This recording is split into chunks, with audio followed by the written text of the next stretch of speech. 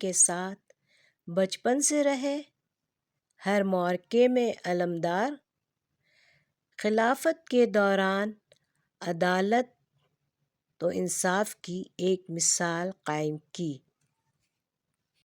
21 رمضان 40 ہجری وہ دن جب امت نے ایک عظیم رہنما کھو دیا۔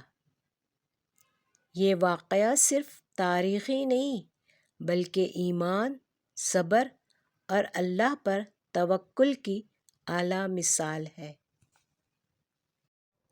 دور خلافت اور عدل۔ حضرت علی کا دور خلافت آزمائشوں سے بھرا تھا۔ فتنے، اختلافات اور دشمنیاں ہر طرف پھیلی ہوئی تھیں، لیکن آپ